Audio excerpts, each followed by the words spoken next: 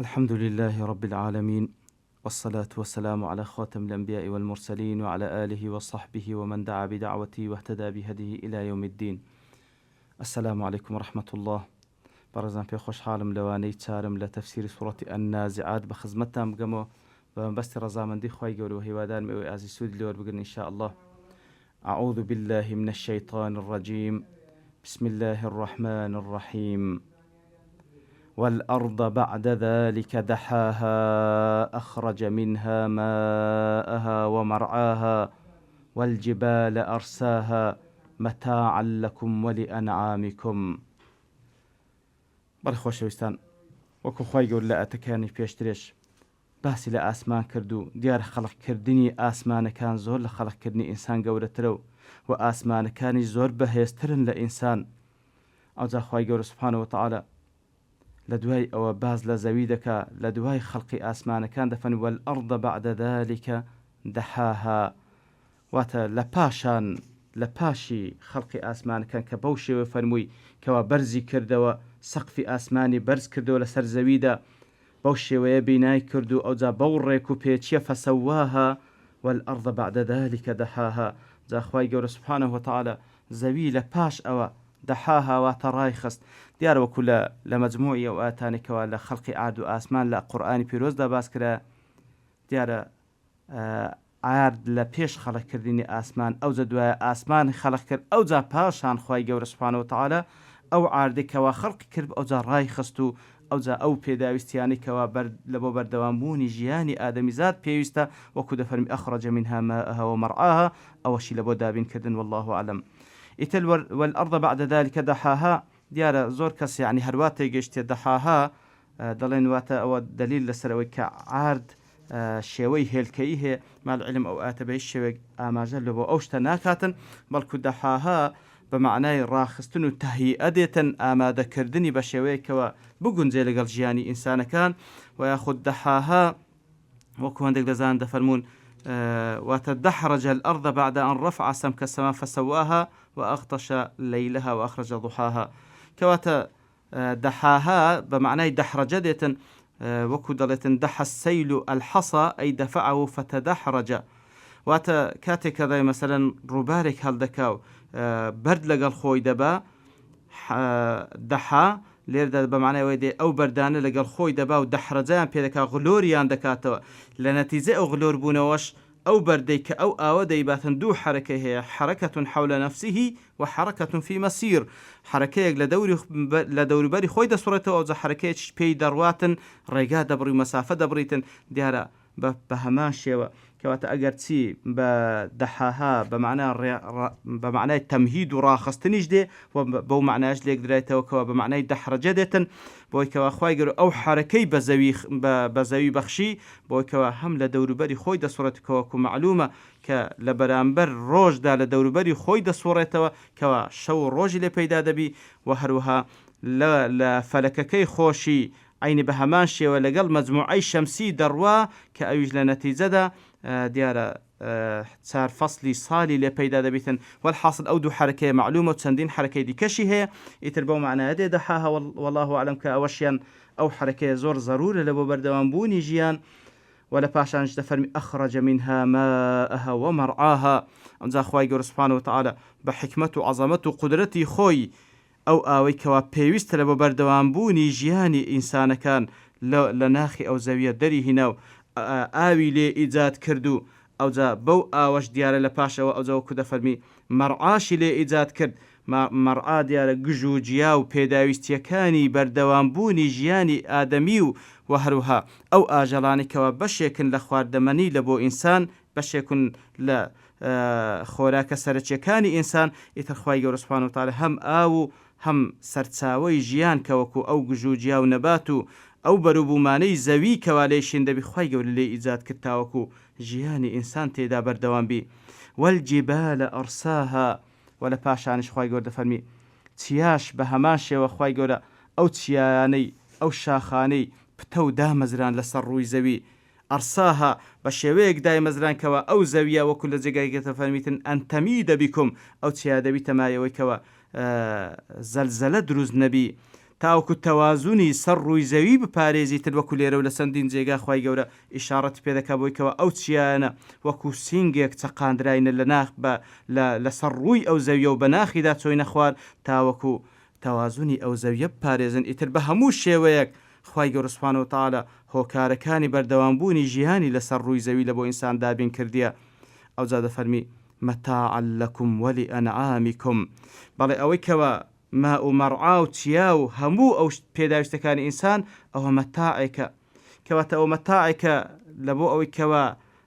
ژیانی ئینسانەکان تا کاتێکی دیاریکرا و لەسەری ڕابوێرن لە بەرەوەی مەتاع بمعنى ما ينتفع به مؤقتا واتە ئەو ڕابواردنە کاتیەی کەوا لەسەر ڕووی زەوی کە معلومە ژیانی ئینسانەکان بەگشتی لەسەر ڕووی زەوی ژیانێکی کاتیە، ژیانێکی بەردەوام نییە بەرامبەر بە خۆشیەکانی بەهەش کەوا لەوێن دەرێ خوای گەورە باز لە نەعیم دەکاتن کەوا خۆشیەکی بەردەوامە، بەڵام خۆشیەکانی دنیا یاخود ژیانی دنیا بەگشتی لە بۆ ئینسانەکان پێداویستیەکان و هۆکارەکانی هەمووی مەتاع ڕابواردنێکی کاتیە.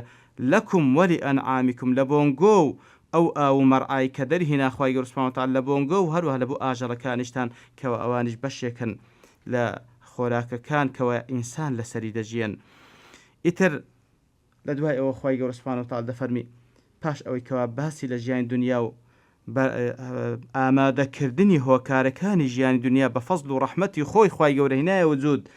بەڵام لە پاش ئەوە باز لە قیامەت دەکاکەواتە ئەو ژیانێکەوە خوای گەورە لە بۆنگۆی خوڵقاندیە لەسەر ڕووی زەوی هەتانیە و شتێکی کاتیە و مەتاعە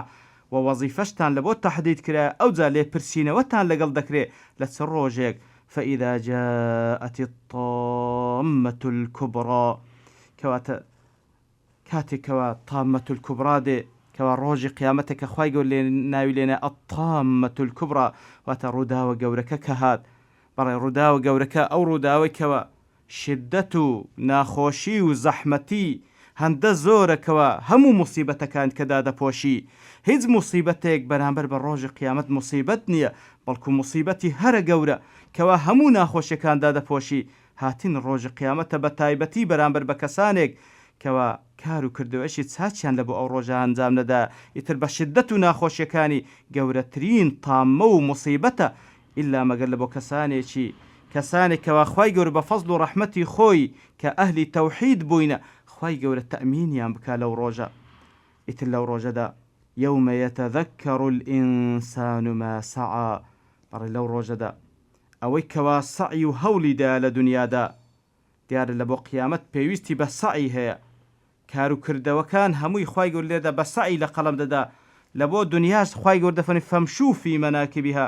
کە پێویست بە ئینسانی مسلمان لە بۆ دنیادا مەشی بکە واتە ڕۆیشتنی ئاسایی بڕوە لە بۆ دابینکردنی بژێوی ژیان، بەڵام لە بۆ قیامەت سەعی بکە واتە زۆر بە پەلە و بە جددی بڕوە. ئیتر لەو ڕۆژەدا هەموو ئینسانێک ئەوەی کەوا ئەو سەعیەی کە کردیتی ئەوجا بە چاگیان بەخراب لەوێن دەرێ بە بیری دێتەوە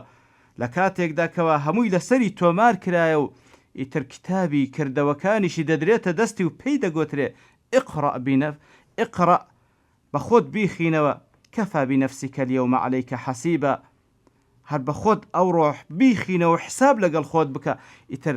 هەموو کردەوەکانی وەکو شریتێک دێتەوە پێش چاوی بەو شێوەی کەوا تۆماری کردیە هەمووی دێتەوە پێش چاوی، هەمووشی لەسەری تۆمار کرایە. وبرزت الجحیم لمن یەڕا، ئیتر جەحیم و جەهەنەم و دۆزەخیش پێشان دەدرێت لە بۆ هەر کەسێکەوە لەو ساحەیەدا کەوا بڕوانی دیارە بە تایبەتی لە بۆ کەسانێکەوە ئەهلی جەهەنەمن، جەهەنەم نزیک دەکرێتەوە لە ساحەی مەحشەر، دەهێنرێتە ساحەی مەحشەر وەکو پێغەمبەر صلی الله عەلەیهی وسەلەم دەفەرمیتن دەهێنرێتن لە 7,000 جێگا ڕادەچێشرێ و لە هەر جێگایەکیش لە هەر زیمامێک لە هەر جێگایەک 7,000 مەلایکەت ڕای دەچێشی. ئەوجا لە پاشەوە دەفەرمی فەئەمما من طغا، ئیتر هەر کەسێک توغیانی کردیە سنوورەکانی بەندایەتی بەزاندیە، ئەو بەندایەتێکەوە خوای گەورە لە بۆی تەحدید کردیە، ئەو بەندایەتێکەوە خوای گەورە ئینسانەکان لە بۆ هەندێک خەڵق کردیە وما خەلەقت الجن والئینس إلا لیعبدون، هەر کەسێک ئەو سنوورە ببەزێنی وآثر الحیاة الدنیا بەڵکو لەسەر عیبادەتی خوای گەورە ئەو ژیانی دنیای هەڵبژارد و ڕابواردنی لە ژیانی دنیا هەڵبژارد، ڕابواردنێکەوە بەبێ ئەوەی کەواخوا ئیزنی دابی بە حەرام یاخود ژیانی دنیای بەو شێوە هەڵبژارد کەواخوای گەورە ئیزنی پێنەدایە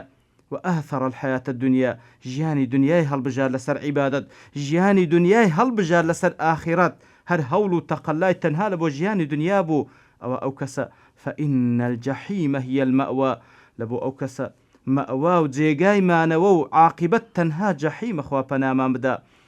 وأما من خاف مقام ربه ونهى النفس عن الهوى بەڵام ئەو کەسەی کە خاف مقام ربه ئەو کەسەی کەوە لەو ڕۆژە ترسا کەوا لە بەردەستی پەروەردگاری ڕادەگیرێ و یاخود لە عەزەمەتی پەروەردگاری ترسا لە نەتیجەدا ونهى النفس عن الهوى ئیتر ئەو نەفس و ئارەزوەی خۆی لە هەواکانی پاراست واتە هوا دیارەوەکو زانان دەفەرمێن مەیل النفس إلى ما تحب ولو كان فيه ضر وشر وإثم وعصيان کەواتە هەوا بەمانای ئەوەی دێکەوە ئەو نەفسەت بڕوا بەرەو شتێک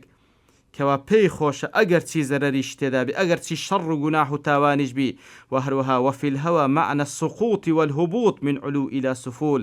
و هەروەها هەوا ئەوەشی تێداکەوە وەکو کەسێکەوە لە جێگاچی بەرزەوە بکەوی بەڵێ هەر کەسێک بە دوو هەوا و ئارەزوویدا بڕوە لە قیمەتی عیبادەت دەکەوتە ئەو پەڕی عسیان و سەرپێچی لەو عیبادەتەی کەوا پێی بەرز دەبیتەوە لای خوای گەورە دەکەوتە ئەسفەلە السافلین و نزم دەبیتەوە لە هەموو بێقیمەتێک بێقیمەتتر دەبی بەڵێ هەر کەسێک بە دوای هەوا و ئارەزوەکانی ڕۆیشت ئیتر دیارە وەکو لە ئاتکەی پێشتر فإن الجحيم هي المأوى بەڵام کەسێک کەوا لە خوای گەورە ترسا و لە عەزەمەتی خوای گەورە ترسا و لەو ڕۆژە ترسا کە لە بەردەستی خوای گەورە ڕادەگیرێ ئیتر ئەو ترسە وای لێکردکەوە ئەو نەفسەی خۆی نەهی کرد لە هەموو شتێکەوە بەرەو هەوا و بەرەو عیسیانی ببە نەهی لێ کرد و بەڵکو پەرژینێکی لە نێوان خۆی و لە نێوان نەفس و هاو ئارەزووی دانا بە ترسی خوای گەورە سوبحانە و تەعالا ئەو کەسە فإن الجحيم هي المأوى يعني حقا هەموو نەفسێک حەزی لە ڕابواردنە هەموو نەفسێک حەزی لەوەیە کەوا سنوورەکان ببەزێنیتن بەڵام ئەوەی کەوا دەبیتە حدود و ئەوەی کەوا دەبیتە مانعێک و کۆسپێک لە نێوان تو لە نێوان ئەنجامدانی هەوا و ئارەزوو تەنها خەوفی خوای گەورەیە و ترسانە لەو ڕۆژێکەوە لە بەردەستی خوای گەورە ڕادەوەستی ئیتر هەر کەسێک وا بکە فإن الجنة هي المأوى ئەوە بەڕاستی و بە تەئکید تەنها بەهەشت جێگای مەئوا و مانەوەی ئەوە و عاقبەت و سەرنجامی ئەو کەسە هەر بەهەشتە کەواتە بەڕاستی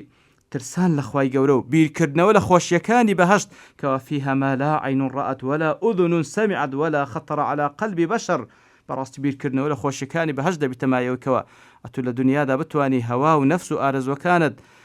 لەغاو بکەی بە تەقوا و لە خوا ترسان ئەوجا لە دوایەوە دەفەرمی يسألونك عن الساعة أيان مرساها پرسیار لێ دەکەن یا رسول الله دەربارەی هاتنی ڕۆژی قیامەت کاتی ڕۆژی قیامەت ئەیانە مرساها واتە چ کاتێک دێ دیارە مرساها بزەبت لە بۆ سەفینە بەکاردەهێنرێت کەواتە کاتێکەوە سەفینەیەک کەشتیەک لە دەریادا دەڕواتن ئەو جێگایکەوە لە کەناری دەریادا تێدا ڕادەوەستی و ئارام دەگری ئەوە ئیرسائی ئەو سەفینەی لەوێن دەرێ وەکەئەنەما هاتنی ڕۆژی قیامەتیش لە ناو بەحری زەمەندا بەو شێوەیە دەڕوا هەتا خوای گەورە سوبحانە و تەعالا بڕیاری ئەو کاتە دەداکەوە ئەو کەشتیە ئیرسا بکا و ڕاوەستی و هەروەها مرساهاش ئیشارەتە لە بۆ شتی قورس و گران لە بۆ شتی قورس و گران لەبەرەوەی لە بۆ کەشتی بەکاردێن لە بۆ چیا بەکاردەهێنرێ ئیتر کاتێکەوە خوای گەورە باس لە ڕۆژی قیامەت دەکەوە باز لە ئیرسا دەکات لە بۆ ڕاوەستانەکەی دەلالەت لەسەرکەوە ڕۆژێکی زۆر قورسەوە کە خوای لە سوورەتی ئینساندا دەفەرمیتن یەومەن ثەقیلە کەواتە هاتنی ئەو ڕۆژە ثەقیل و قورس و گرانە هەر خوا دەزانی ئەیانە مرساها لێت دەپرسن چ ڕۆژێکە ئەو ڕۆژە دێ و ئەو ڕۆژە تەحقیق دەبی فیمە ئەنتە من ذیکراها کەواتە خوای گەورە بە پێغەمبەر دەفەرمی صلی الله علیه وسلم کەواتە ئەتو چ دەزانی لەبارەی ڕاوەستانی ئەو کەشتیە و هاتنی ئەو ڕۆژە و لەبارەی ئیرسا و ڕاوەستانی ڕۆژی قیامەت کەواتە ئەتو چوزانی ئەو کاتە چکەنجینە تاوەکو یادی بکەی و باسی بکەی لە بۆ خەڵکی لە بەرەوەی هاتنی ڕۆژی قیامەت دیارە هیچ پێغەمبەرێک و هیچ مەلایکەتێش بزەبت کاتی هاتنەکەی نازان، بەڵام خوای گەورە سوبحانەهو وتعالە باس لە علاماتەکان دەکاو و پێغەمبەری صلی الله علیه وسلم باسی لە علاماتەکان کردیە و خۆمانی لۆ ئامادە بکەین ئەگەر نا کاتی هاتنەکەی نە جبریل دەزانی عەلەیهی سڵات وسەلام بەکو لە حەدیثی جبریل مەشهورە و هەروەها نە پێغەمبەر صلی الله علیه وسلم نە هیچ کەسێکی دیکە و نە هیچ مەلایکەتێش کە دەزانن إلى ربك منتهاها کەواتە زانینی ئەو کاتە تەنها لای پەروەردگارتە، کەواتە کۆتای هاتنی ئەو کاتە، کۆتا هاتنی علمی ئەو کاتە تەنها لای پەروەردگارتە، ينتهي عند ربك تەنها لای پەروەردگارت کۆتای پێ علمەکە لای ئەوە و کەس نایزانی. إنما أنت منذر من يخشاها وظیفەی تو یا رسول الله ئەوەیە کەوا تەنها ئەو کەسانە بترسێنی کەوا لە هاتنی ڕۆژی قیامەت دەترسێن بیان ترسێنی لەوەی کەوا خۆیان لە بۆ ئامادە بکەن، وەکو ئەو کەسێکەوە هات پرسیار لە پێغەمبەر کرد صلی الله علیه وسلم چ کاتێک ڕۆژی قیامەت دادێ، پێغەمبەر صلی الله علیه وسلم فەرمووی ما ئەعدەدتە لەها ئەتو چیت لە بۆ ئامادە کردیە، کەواتە بەڕاستی وەزیفەی پێغەمبەر صلی الله علیه وسلم ئەوەی کەوا کەسانێک بترسێنی لۆ ئەوەی کەوا خۆیان لۆ ئامادە بکەن لەو ڕۆژە و ئاگاداریان بکاتەوە كأنهم يوم يرونها لم يلبثوا إلا عشية أو ضحاها. بەڵێ هەموو ژیانی دنیا لەو ڕۆژێکەوە يوم يرونها کاتێکەوە دەیبینن ئەو ڕۆژە کە تەحقیق دەبی کە ڕۆژی قیامەتە، لەو ڕۆژەدا خەڵکی وا تێدەگا لە ژیانی دنیای و لە ژیانی ناوگۆڕی و هەر هەمووی تەنها ئەو هەندە بووە عشية أو ضحاها، واتە دانی ئێوارەیەک لە ڕۆژێکدا و یاخود دانی سبەینەیەک لە ڕۆژێکدا، کەواتە تەنها بەدانە ڕۆژێکی تێدەگا هەموو ژیانی لە دنیا و هەموو ژیانی لە ناو قەبرومانەوەی تەنها بەدانە ڕۆژێک تێدەگاتن، کەواتە بەڕاستی ئەو دنیایی کەوا تێیدا دەژیین مقارنەتەن بە قیامەت، کاتێکەوە قیامەت دادێ ئەو ڕۆژەکەوا دەبینین هەموو خەڵکی وا تێدەگات دنیا تەنها دانە ڕۆژێک بووە، دیارە زۆر حیف و مخابنیشە لە بۆ دانە ڕۆژێک ژیانێکی نەبراوەی قیامەت لە دەستە خۆمان بدەین و ژیانێکی پڕ لە عەزاب هەڵبژێرین، خوا پەنامان بداتن، بەڵکو ئینسانی ژیر و عاقڵ و دانا ئەو کەسەیەکەوە ئەو دانە ڕۆژەی کەوا لە دنیادا ئیستیغلالی دەکا و هەوڵ دەدا بۆی کەوا بەکردەوەی چاک بەسەری باتن و سعی و هەوڵ و تەقەلای تێدا بکە لە بۆی کەوا ژیانێکی خۆش لە بەهەشتی نەبراوەدا بە ڕەزامەندی خوای گەورە باتە سەر، دیارە ئەو پەڕی عاقلی و ژیری ئەوەیە کەوا ئەو کەسە ئەو ژیانە فانیە ئیستیغلال بکە لە بۆ ئەو ژیانە باقیە ڕۆژی قیامەت لە خوای گەورە دەپاڕێنەوە لەو کەسانە بین کەوا پند و ئامۆژگاری لە فەرمودەکانی خوای گەورە وەربگرین تاوەکو لەو کەسانە بین کەوا ژیانی ئەبەدی ئاخرەت و سەعادەتی ئەبەدی ئاخرەت بەدەست بینین بإذن خوای گەورە. سبحان ربك رب العزة عما يصفون وسلام على المرسلين والحمد لله رب العالمين.